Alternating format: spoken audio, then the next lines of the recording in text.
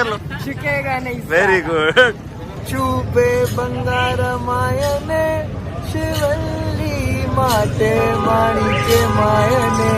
There you go, fantastic. Pushpa సినిమాతో icon star Allu Arjun ఒక్కసారిగా global హీరోగా మారిపోయాడు.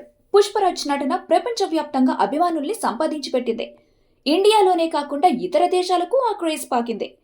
తాజాగా పాకిస్తాన్ అభిమానులు సైతం పుష్పరాజ్ నటనకు ఫిదా అయ్యారు.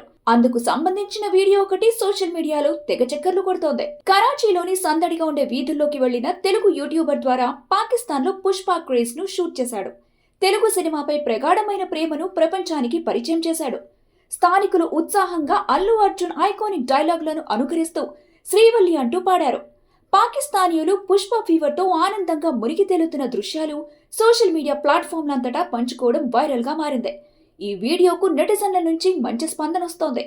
మొదటి భాగం పుష్ప ది రైజ్ 2021లో విడుదలైంది. ప్రపంచ బాక్స్ ఆఫీస్ వద్ద 360 కోట్లకు పైగా వసూలు చేసి హిట్ బ్లాక్ బస్టర్ గా నిలిచింది.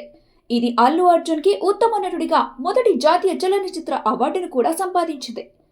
పుష్ప పార్ట్ 1 ఊహించని విధంగా హిట్ కావడంతో పార్ట్ 2 పై భారీ అంచనాలు ఏర్పడ్డాయి. ఈ సినిమాపై ఆసక్తి భారతదేశంలోనే కాకుండా అంతర్జాతీయ ప్రేక్షకుల్లో కూడా ఆకాశమంత ఎత్తుకు చేరుకుంది.